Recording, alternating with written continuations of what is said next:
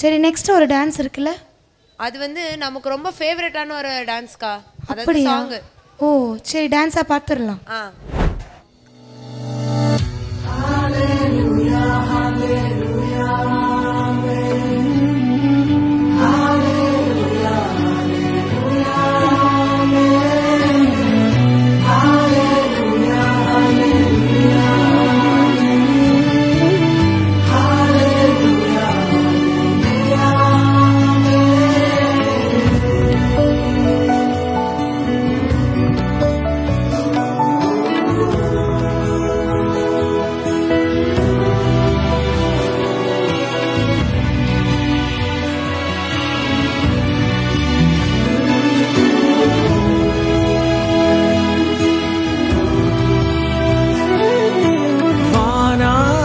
வானங்கள் கொல்லாதவரே, வார்த்தையால் வர்ணிக்க கூடாதவரே, ஓயாமல் புகழ் நான் பாடுவேன் என்றுமே என்றுமே என்றென்றுமே. வானாதி வானங்கள் கொல்லாதவரே, வார்த்தையால் வர்ணிக்க கூடாதவரே, ஓயாமல் புகழ் நான் பாடுவேன் என்றுமே என்றுமே என்றென்றுமே. ஹalleluya ஹalleluya ஆமென். ஹalleluya ஹalleluya ஆமென். ஹalleluya ஹalleluya ஆமென். ஹalleluya ஹalleluya ஆமென். பரலோக கவனத்தை ஈர்க்க வேண்டுமே, அப்பாவும் கண்களில் கிருபை வேண்டுமே, எப்போதும் என் அருகே நீர் வேண்டுமே. நீர் வேண்டும் நீர் வேண்டும் நீர் வேண்டுமே.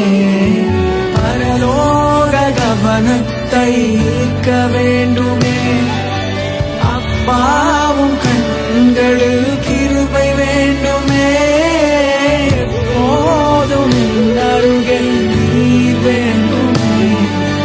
நீர் வேண்டும் நீர் வேண்டும் நீர் வேண்டுமே. ஹalleluya ஹalleluya ஆமென். ஹalleluya ஹalleluya ஆமென். ஹalleluya ஹalleluya ஆமென். ஹalleluya ஹalleluya ஆமென்.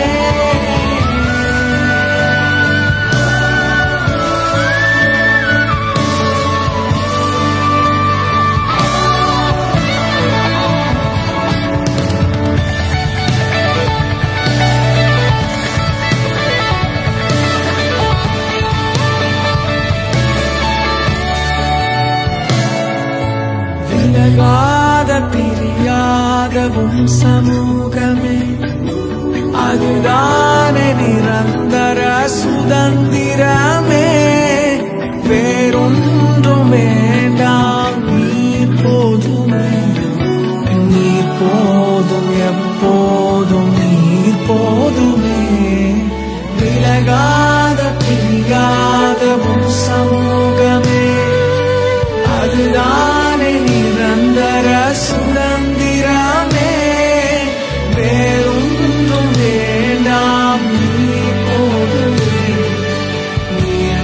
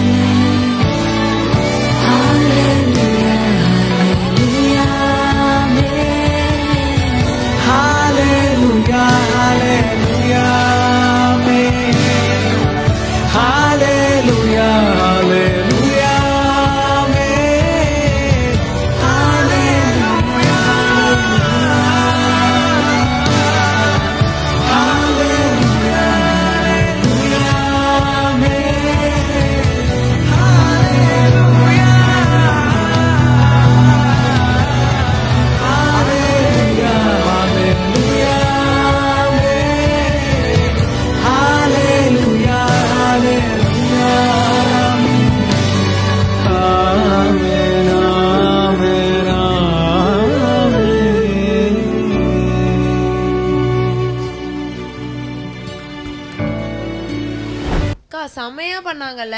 ரொம்ப அழகாக பண்ணாங்க. சரி, நெக்ஸ்ட்டு வந்து நான் ஒரு ரிடில் சொல்லுவேன், நீ கண்டுபிடிக்கணும். சரியா? சரிக்கா. நம்ம ஆடியன்ஸ் எல்லாருமே அவங்களும் கண்டுபிடிக்கட்டும். சரியா? பைபிள்லேருந்து ஒரு தம்பி வராங்க. ஓகே, அந்த தம்பிக்கு நிறைய அண்ணா இருக்காங்க. அந்த அண்ணாங்க எல்லாம் அவங்கள கஷ்டப்படுத்துகிறாங்க. இருந்தாலும் அந்த தம்பி அவங்கள எல்லாரையும் மன்னிச்சிடுறாங்களாம். எனக்கு ஞாபகம் வந்துருச்சுக்கா. யாருன்னு? அவங்க தான், இப்போ அவங்க தான் வராங்க. நம்ம ஸ்கிட்டாக பார்த்துடலாம். ஓகேக்கா. முற்பிதாக்களில் ஒருவரான யாக்கோபின் சந்ததி பின்வருமாறு: ரூபன், சிமியோன், லேவி, யூதா, தான், நப்தலி, காத், ஆசேர், இசக்கார், செபுலோன், யோசேப்பு, பென்யமின். தனது முதிர் வயதிலே பிறந்தது நிமித்தம் யாக்கோபினால் அதிகமாய் நேசிக்கப்பட்டவன் தான் யோசேப்பு. யோசேப்பு, மகனே யோசேப்பு, நீ வாயா, உனக்காக ஒரு அழகான அங்கிய நான் தயார் பண்ணி வச்சிருக்கேன். பாரு, உனக்கு பிடிச்சிருக்கா? போட்டுக்கப்பா. அப்பா அப்பா, இந்த அங்கி ரொம்ப அழகா இருக்குப்பா, எனக்கு ரொம்ப பிடிச்சிருக்குப்பா. மகனே யோசேப்பு, நான் உன்னை ரொம்ப நேசிக்கிறேன்யா. என்னுடைய அன்பை என் வார்த்தைகளால் சொல்லவே முடியாதுப்பா. மறுநாள் காலையில் எழுந்தவுடன் யோசேப்பு தன் சகோதரர்களை அழைத்தல். அண்ணே அண்ணே, எல்லாரும் இங்க வாங்களேன், நான் ஒரு கனவு கண்டேன், அதை கொஞ்சம் கேளுங்களேன். நம்ம வயல்ல அறுத்த அரிக்கட்டுகளை கட்டிக்கிட்டு இருக்கப்ப திடீர்னு என் அரிக்கட்டு மட்டும் எழுந்து நின்னுச்சு. உங்களோட அரிக்கட்டுகள் எல்லாம் என்னோட அரிக்கட்டை சுத்தி வணங்கி நின்னுச்சனே. ஓஹோ, நீ வந்து எங்களை ஆட்சி செய்ய போற? ஓ, நீ எங்க மேல அதிகாரம் செய்ய போற, அதானே? அப்படிதானே சொல்ல வர? நல்லது நல்லது. ஐயோ அண்ணே, நான் அப்படிலாம் சொல்லலனே. நான் கண்ட கனவை தான் உங்ககிட்ட சொன்னேன். நான் இன்னொரு கனவும் கண்டேன். அது என்னன்னா, சூரியனும் சந்திரனும் 11 நட்சத்திரங்களும் என்ன வணங்குற மாதிரி கனவு கண்டனே. நீ சொல்றத பார்த்தா நானும் உங்க அம்மாவும் உங்க அண்ணன்களும் தர மட்டும் குனிஞ்சு உன்னை வணங்கணும்னு நீ நினைக்கிறியா? அப்படித்தானே? யோசேப்பின் தந்தையும் அவனது சகோதரர்களும் இந்த கனவை கேட்டவுடன் கோபத்துடன் சென்று விட்டனர். மறுநாள் காலையில், யோசேப்பு, யோசேப்பு, உங்க அண்ணன்கள்லாம் சீகம் பள்ளத்தாக்குல ஆடு மேய்ச்சிக்கிட்டு இருக்காங்க. அவங்க எல்லாத்தையும் நீ போய் பார்த்துட்டு அவங்க நலமா இருக்காங்களான்னு விசாரிச்சுட்டு வாப்பா. சரிங்கப்பா, நான் போய் அவங்களை விசாரிச்சுட்டு உங்ககிட்ட வந்து சொல்றேன். என்றா தம்பி, நீ யார தேடுற? எங்க அண்ணனுங்களாம் இங்கதான் ஆடு மேய்ச்சிட்டு இருக்காங்க. நீங்க எதுவும் பாத்தீங்களா? உங்களுக்கு தெரியுமா? தெரிஞ்சா கொஞ்சம் சொல்லுங்களேன். யாரு இந்த இடத்துல ஆடு மேய்ச்சிருந்தாங்களே, அவங்க தானே? அவனுங்க தேத்தானுக்கு போவோம்னு அவங்களுக்குள்ள பேசிட்டு இருந்த என்ற காதால கேட்டேன். அவ்வளவுதான் எனக்கு தெரியும். சரிங்கண்ணே, நல்ல வேலை நீங்க சொன்னீங்க. நானு தேத்தானுக்கே போறேன். தோ நம்ம அண்ணன்களாம் இங்கதான் இருக்காங்க. அப்பா சொன்ன மாதிரி எப்படி இருக்காங்கன்னு போய் கேட்போம். வரான் பாரு சொப்பனக்காரன். அவனை இன்னைக்கு கொன்னு இந்த ஆள் குடிகளை தள்ளிட்டு பெரிய விலங்கு அவனை அடிச்சிடுச்சு தின்னுடுச்சுன்னு சொல்லிடுவோம். அப்ப இவன் கனவு என்ன ஆச்சுன்னு பார்ப்போம். ஐயோ, நம்ம தம்பி யோசிப்பை கொண்டுடுவாங்க போல இருக்கே. இப்படியாவது தப்பிக்க வச்சு நம்ம அப்பா கிட்ட கொண்டு போய் சேர்க்கணுமே. என்ன பண்ணலாம்? நம்ம எதுக்கு இவனை அடிச்சுக்கிட்டு ரத்தம் சிந்திக்கிட்டு? அந்த பாவம் நமக்கு வேண்டாம். அதுக்கு பதில தண்ணியே இல்லாத இந்த ஆழ்குழியில தள்ளிட்டு போயிடலாம். அண்ணே, நீங்களாம் இங்கதான் இருக்கீங்களா? அப்பா உங்களை பார்த்துட்டு விசாரிச்சுட்டு வர சொல்லி என்னை அனுப்புனாரு. நீ என்னடா எங்களை விசாரிக்கிறது? என்ன உனக்கு மட்டும்தான் இந்த அங்கியா? கழட்டுறா அங்கியா. இனி உன்னைய விசாரிக்க யாரு வருவாங்கன்னு பாப்போம். வேண்டானே, அப்பா இது ஆசை எனக்கு தச்சு கொடுத்தாருனே. தயவு செஞ்சு விட்டுருங்கண்ணே. வேண்டானே, அவங்க தம்பி தானே, என்னை விட்டுருங்கண்ணே.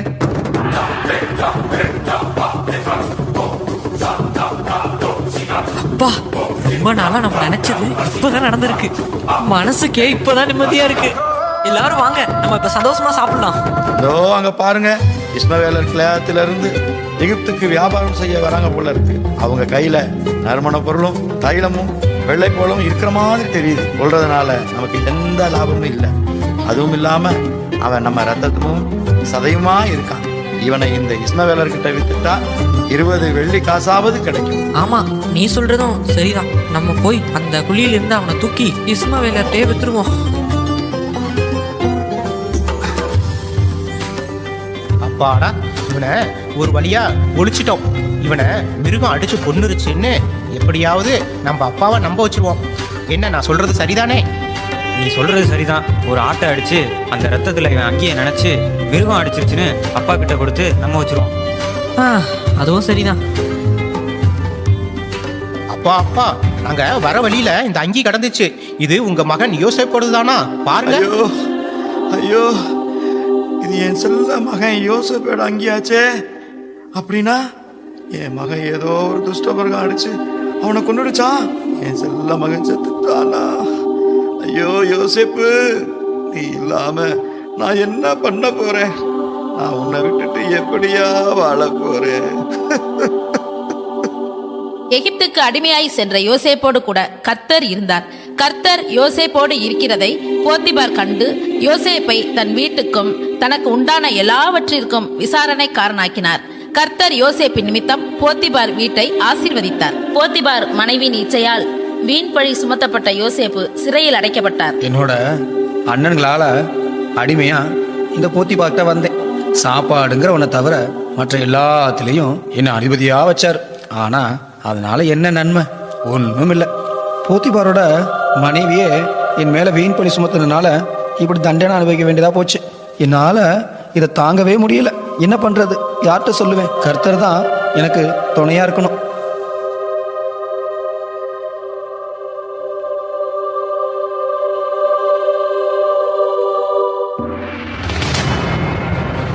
யாரங்கே அந்த மது ஊத்துறவங்களோட தலைவனையும் அப்பம் சுரவங்களோட தலைவனையும் முதலாவது இங்க வர சொல். தங்கள் உத்தரவு அரசை நாங்கள் சென்று அனைவரையும் அழைத்து வருகிறோம்.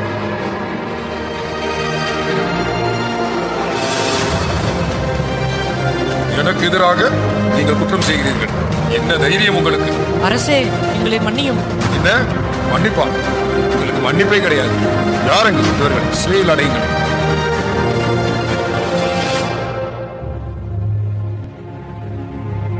செஞ்ச தப்புனால இப்படி சிறையில வந்து மாட்டிக்கிட்டோமே. ஐயோ, என்னடா வாழ்க்கை இது?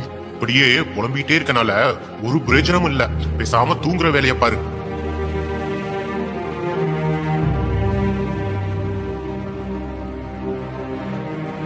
என் கனவுல ஒரு திராட்சை கொடி இருந்துச்சு. அதுல 3 கிளைகள் இருந்துச்சு. கொத்து கொத்தா பழங்களும் இருந்துச்சு. நான் அந்த பழங்களை பறிச்சு பார்வனோட கிண்ணத்துல பிழிஞ்சு கொடுத்தேன். அட, நீ கண்ட கனவோட அர்த்தம் இதுதான். நீ கண்ட கனவுல 3 கொடி 3 நாளை குறிக்கும். எண்ணி 3 நாள்ல பார்வோன் மறுபடியும் உன்னை விடுதலை செஞ்சு அதே பதவியை கொடுத்து உன்னை உயர்த்துவார் பாரு. அப்படி உயர்த்தும் போது என்ன நீ மறக்காம என்னை பத்தி பார்வோன்ட்ட சொல்லி எனக்கும் விடுதலை வாங்கி தரணும், சரியா? ஓ, அப்படியா? சரி, நீ சொல்ற, பாப்போம். நானும் ஒரு கனவு கண்டேன் யோசேப்பு. 3 அப்ப கூடைகள் என் தலையில இருந்துச்சு. மேல் கூடையில் பார்வோனுக்காக சுட்ட அப்பங்கள் இருந்துச்சு. ஆனா அந்த கூடையில் இருந்த பலகாரங்களை பறவைகள் வந்து அதை எல்லாத்தையும் தின்னுருச்சு. ஓ, நீ கண்ட கனவு இதுவா? அதோட அர்த்தம் சொல்றேன். உன் மனசை கொஞ்சம் தேத்திக்கோ. இன்னும் 3 நாள்ல பார்வோன் உன் தலையை வெட்டி கழுமரத்துல ஏத்திடுவாரு. பறவைகள் வந்து உன் சதைய திங்க போகுது. இதுதான் உன் கனவோட அர்த்தம். ஐயோ, நீ என்னப்பா சொல்ற? அப்ப நான் செத்துருவேனா? ஐயா, நானா இதுன்னு சொல்லப்பா. நீ கண்ட கனவுக்கு தான் அர்த்தம் சொன்னேன், அவ்வளவுதான்.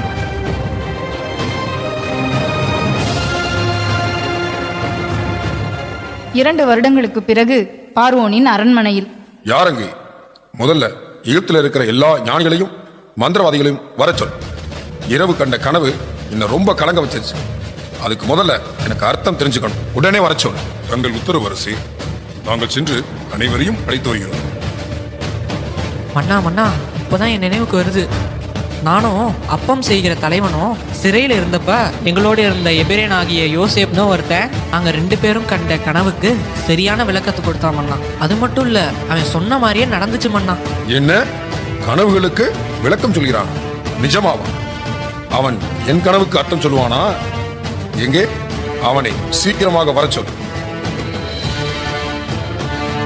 ஓ, நீதான் அந்த யோசேப்பா? கனவுக்கெல்லாம் விளக்கம் சொல்கிறவனா? நான் ஒரு கனவு கண்டேன். அந்த அர்த்தத்தை எவராலும் சொல்ல முடியல. என்னமோ எல்லா கனவுக்கும் நீ விளக்கம் சொல்லுவாங்கள.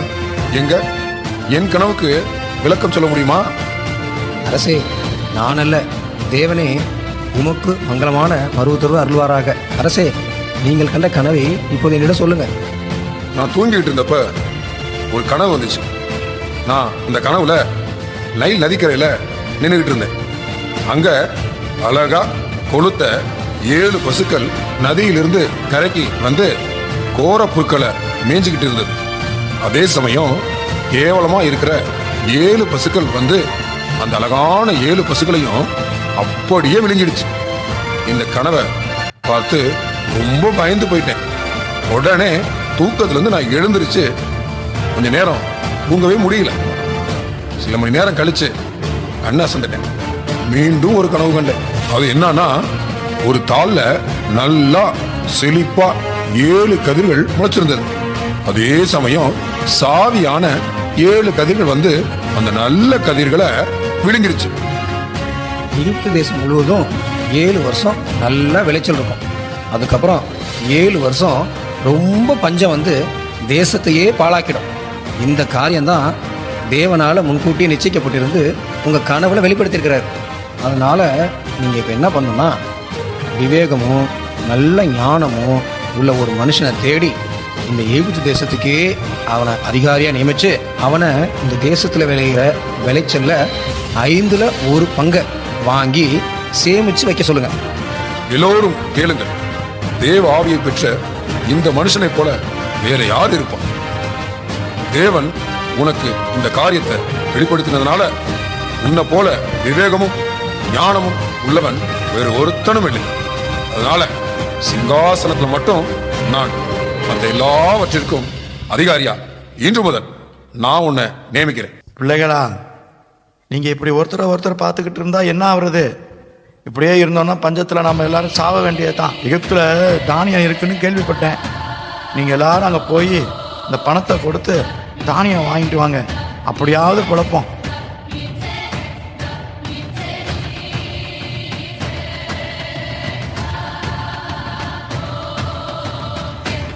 நீங்கெல்லாம் எங்கிருந்து வரீங்க? ஆண்டவனே, நாங்கெல்லாம் கானான் தேசத்திலிருந்து தானியம் கொள்ளும்படி உங்ககிட்ட வந்திருக்கிறோம்.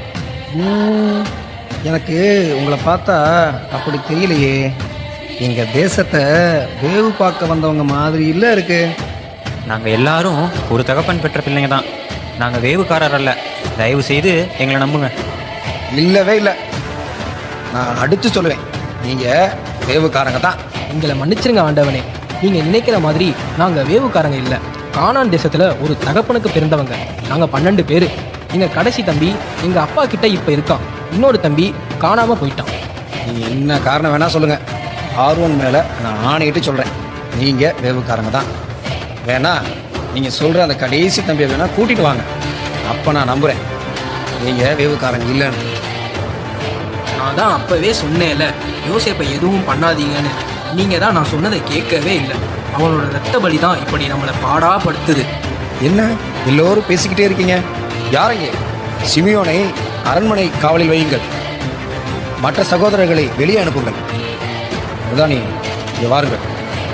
அவங்களோட சாக்கு எல்லாவற்றிலும் தானியங்களை நிரப்பி அவங்க பணத்தை அதிலேயே போட்டு பலிக்கு அவங்களுக்கு தேவையான உணவெல்லாம் கொடுத்து அவங்களை அனுப்பிவிடுங்க. சீக்கிரம் ஆகட்டும்.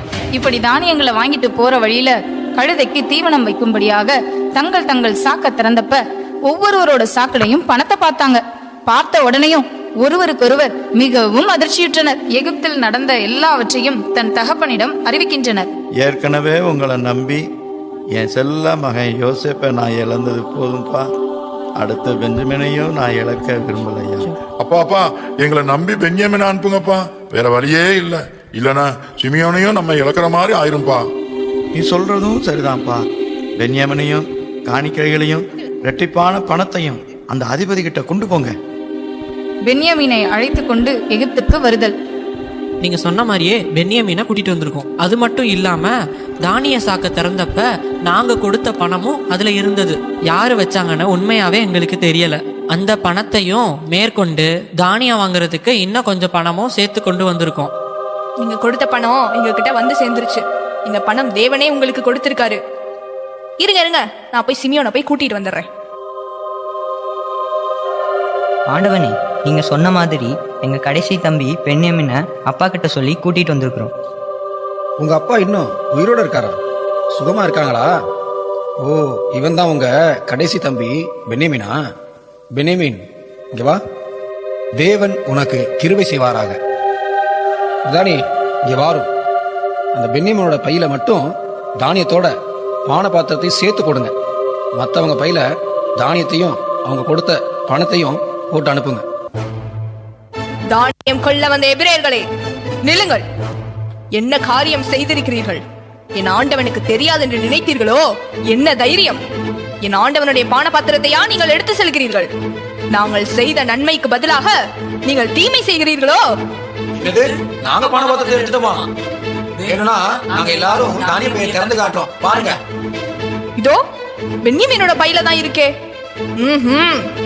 வாங்க ஆண்டவன்ட்ட. ஆண்டவனே, நாங்க அது எடுக்கல, எங்களை தப்பா நினைச்சிடாதீங்க, தயவு செஞ்சு எங்களை நம்புங்க. நீங்க எடுக்கலனா அந்த பான பாத்திரம் உங்ககிட்ட எப்படி வந்துச்சு? எனக்கு எல்லாமே ஞான திருஷ்டி வழியா தெரியும். இந்த பான பாத்திரம் வைத்திருக்கிறவன் எனக்கு அடிமை. மற்றவங்க எல்லாம் உங்க தானியத்தை எடுத்துட்டு கிளம்புங்க. ஐயா, எங்க அப்பா கிட்ட நாங்க பென்ஜமினை கூட்டிக்கிட்டு வருவோம்னு நம்பிக்கையா சொல்லியிருக்கிறோம் ஐயா. ஏற்கனவே ஒரு மகனை இழந்து எங்க அப்பா தவிச்சுக்கிட்டு இருக்காரு.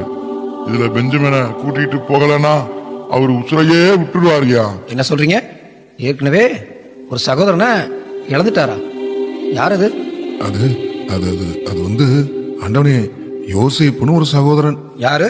நீங்க எகிப்துடன் விட்டு போட்ட அந்த சகோதரன் யோசேப்பு தானே? அது நான் தான்.